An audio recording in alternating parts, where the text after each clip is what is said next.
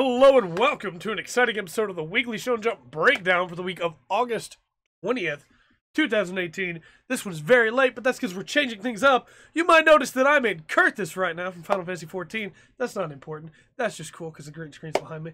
But we're changing things up a little bit, how we do Weekly Shonen Jump Breakdown. I'll be skipping summaries from now on per the Twitter vote, and instead just focusing on my impressions of the chapter. So without further ado, let's get started this week with Boruto, number 26, A Present. So, this is my favorite chapter of Boruto, hands down. This is the best chapter of Boruto so far, and the main reason for that is because they spend a lot of time with the older characters, and specifically like Naruto and Shikamaru getting to do things. We had to see the Kage meeting, and that's really cool, but like, Naruto babysitting Kawaki is the best part about this chapter, because Kawaki keeps trying to get away, and when he tries to jump out the window, Shikamaru stops him with the Shadow Possession Jutsu. When he tries to run away inside Konoha, Naruto, of course, knows Konoha way better and is just in front of him. And Kawaki's just like, but, how? And then later when he flips Naruto's table in an attempt to escape, Naruto doesn't even chase after him. He just flares Sage Mode. And Kawaki's like, oh, who is this? And Naruto's just like, sit down. And then Kawaki does. It's super good. It's the best part about this chapter for sure. We also get to see a pretty cool scene where like Gaara and the Raikage are talking about, how, hey, we know what it's like to be a Jinchuriki as well. When Naruto's like, well, I don't want to lock him up because, I kind of had a Jinchuriki locked up in me all that time. So that was pretty cool.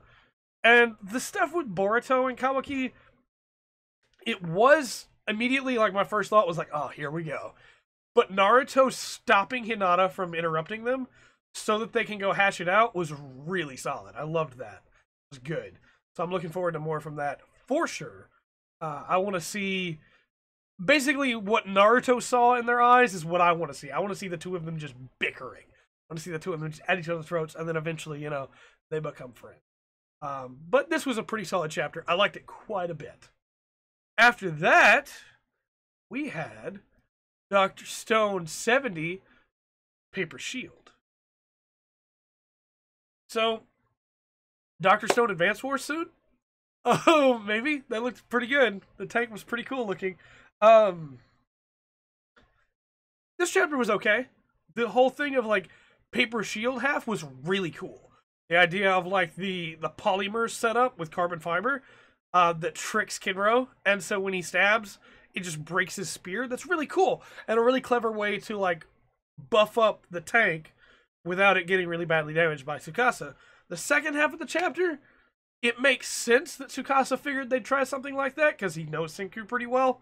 But Chrome being like, I'm gonna break out on my own, and Kaku being like, sure would be great if Chrome could break out on his own. It's like, Chrome's not just gonna break out on his own. There's gonna be really complicated there. I did like, however, that Chrome finds out about the traps because one of Tsukasa's like lunkhead soldiers decides he needs to go to the bathroom and almost steps in a pitfall trap and dies.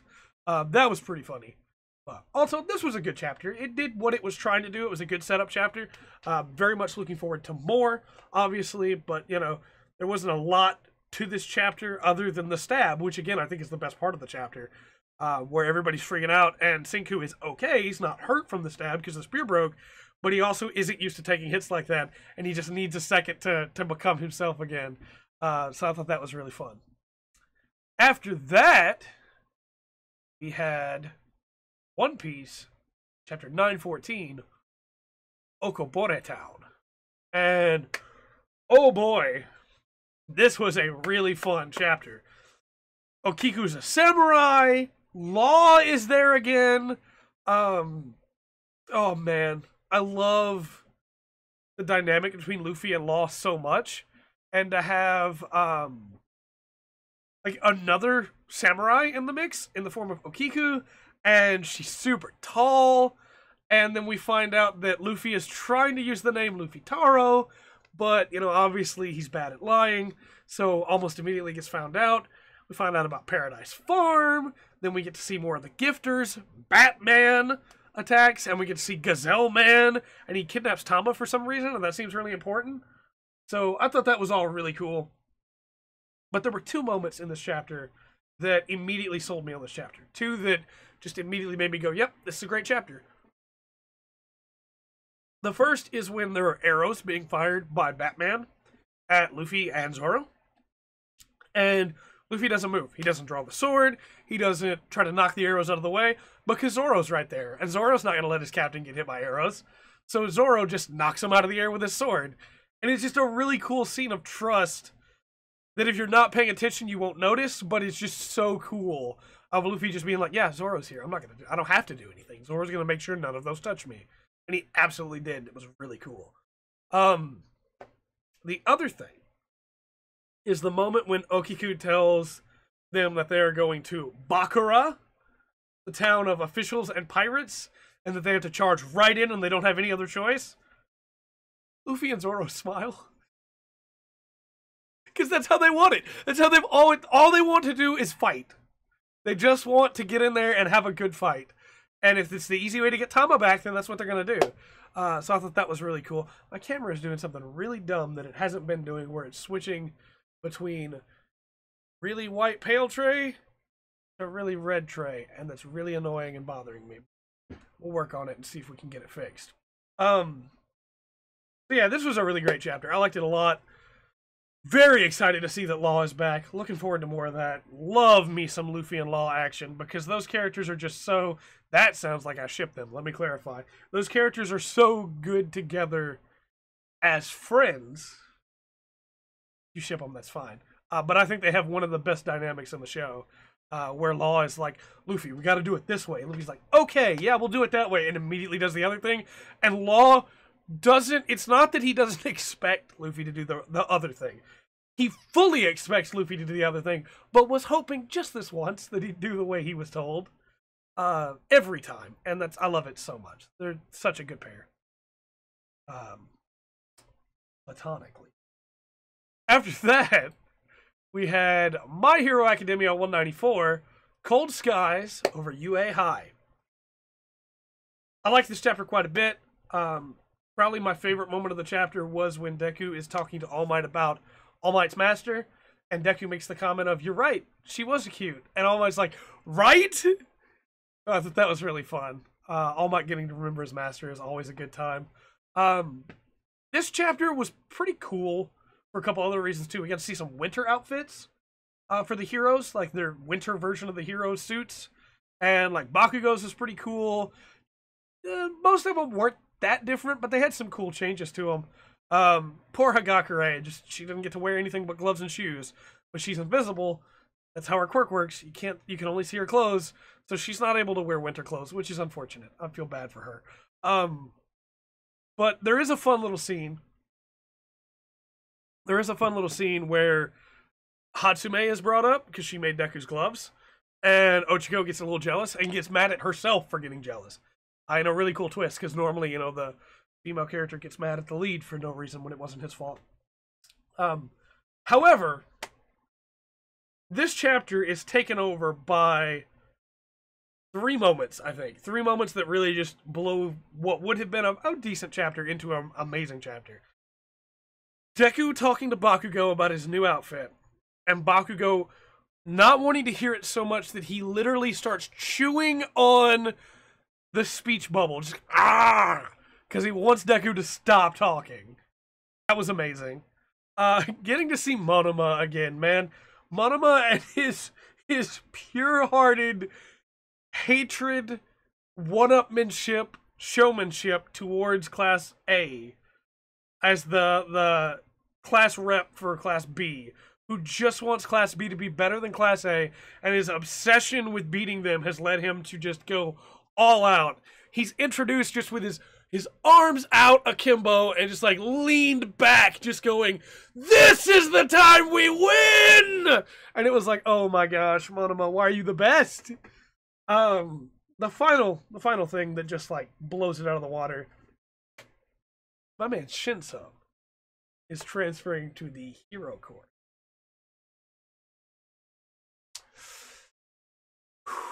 That's going to be good. That's going to be real good, because Shinso was really powerful to not be in the Hero Corps. So it's exciting for him to join the team. Question is, which class? He's going to be in B, right? He's got to be in B. There's no way he goes to A, right? After that, we had Black Clover, number 169, the Black Bulls captain versus the Crimson Wild Rose. This chapter was pretty cool.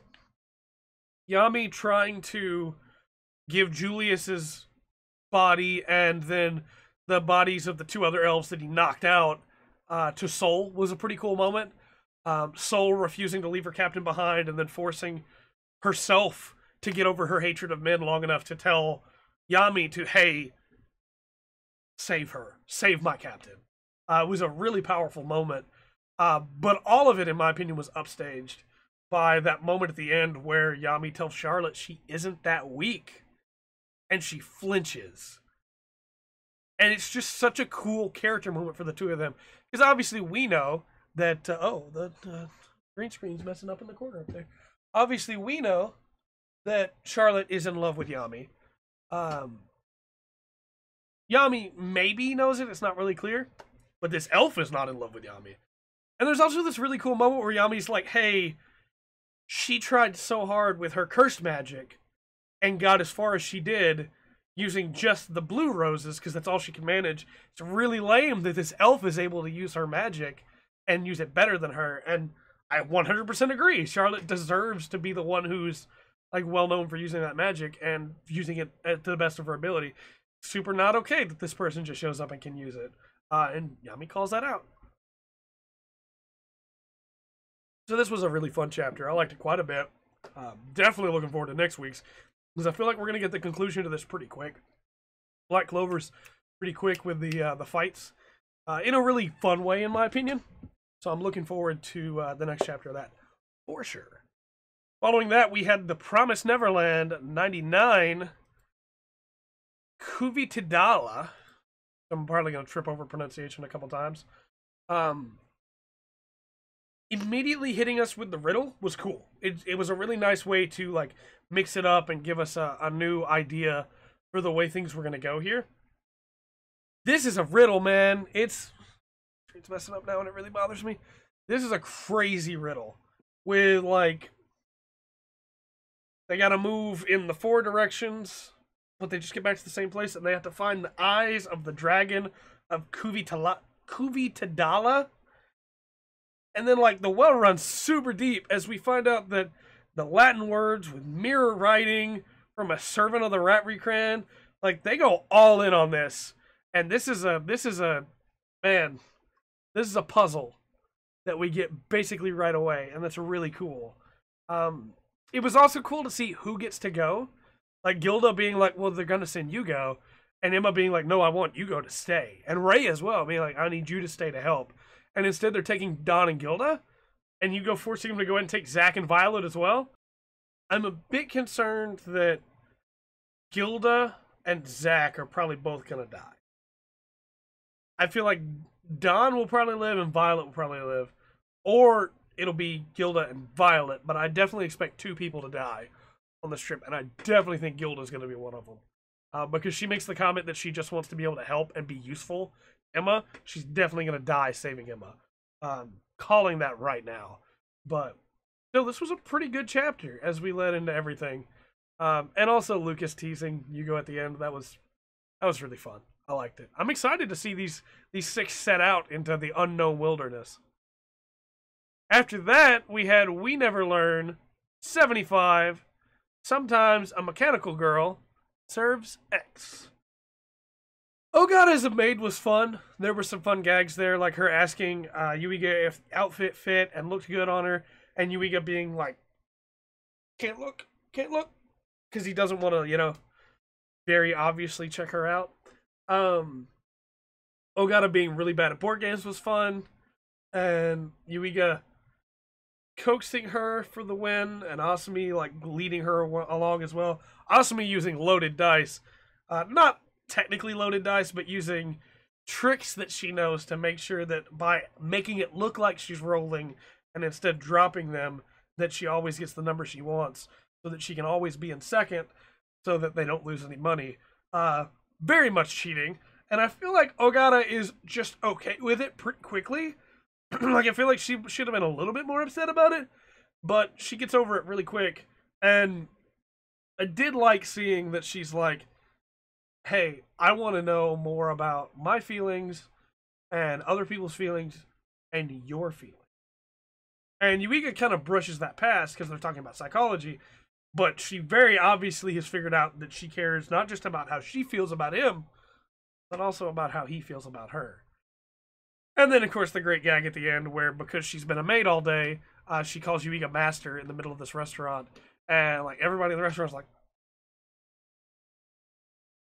you hear what she called him? And Yuiga is obviously freaked out from him. So it was a fun chapter. It really was. It was probably the best Ogata chapter we've gotten in a while, which is really cool, because most of the recent Ogata chapters not been that. I mean, the skeleton chapter, man. Skeleton chapter.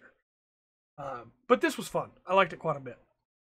After that, we had Food Wars 275. Oops, still left that one on. Left that one on. That way is more fun. Okay, so I'm super torn. I still really don't like Suzuki, and he still definitely feels like a fanfiction character. But him knocking Soma literally into the trash, like, he literally beats Soma so badly that he throws him away. Pretty good. It's pretty good. Pretty good gag.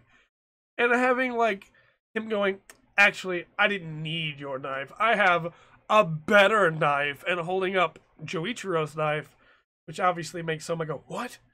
You know, it was fine. It did the job just fine.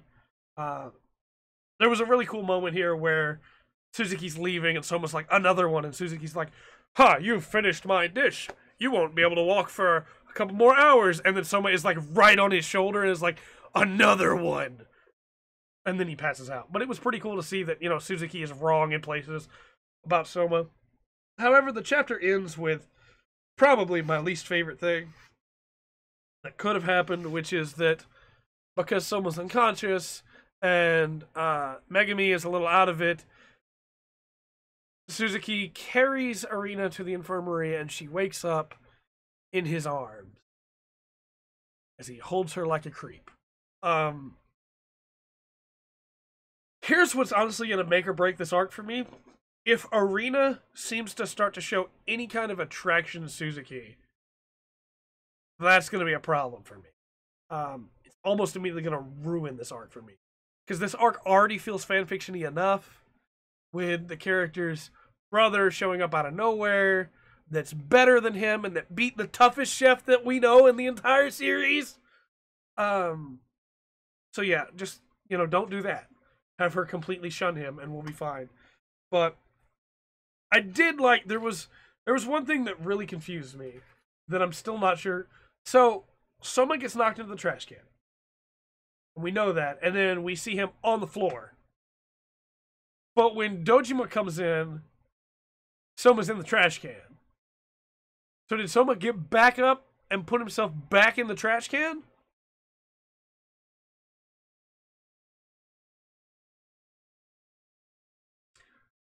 I feel like for the sake of the gag, we're just supposed to ignore that. But he had to have put himself back in the trash can, right? Or the implication is that Suzuki, having seen him passed out, then picked him up and dumped him back in the trash can. Which is what I'm choosing to believe. But, yeah. That was a chapter. After that, to finish off the week, we had One Punch Man 88. Because I'm a monster. So, One Punch Man gets better and better every week.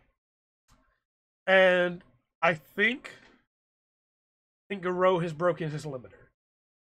Because when he fights Ripper, he takes off Ripper's head in a single punch. And then, because it wasn't just a punch with him, he makes the claw with his hand, and Ripper just goes to shreds. To shreds, you say? I think Garo has finally broken his limiter. Now the question becomes, does this make him a match for Saitama or not? Because if so, Saitama will be very happy. Or does this just make him more like Orochi? Find out, obviously. But, man, Garo. Toreo's pretty good character here, too, where he's like, we gotta go back and save him. And Garo's like, why? I didn't even come here to save you. I just came to get revenge. Then you can see that giant monster, and Garo being like, don't look. Follow me. Also, Garo eating monsters. Like, he needs to eat so he can heal, which leads me to believe that he has become more monster than he was before. He also has the one eye that is now permanently bloodshot, it looks like. His wounds are sealed shut by the clothes he's wearing. There's a lot going on with Garo. But I really hope, because I like Garo a lot, that either A, he just goes ahead and, becomes a hero, which I don't think will happen. B, he chooses not to side with anybody and just be his own thing, and then he and Saitama get to have a really good fight. Or C, he becomes a monster, and they have to fight him anyway. It was fun. Also, this was really cool with, like, the heroes all meeting up and all having their own agendas and planning to split up and everything. There's some cool stuff there. I thought that was pretty nice. And, of course, Tatsumaki being like, don't bring Fubuki into this.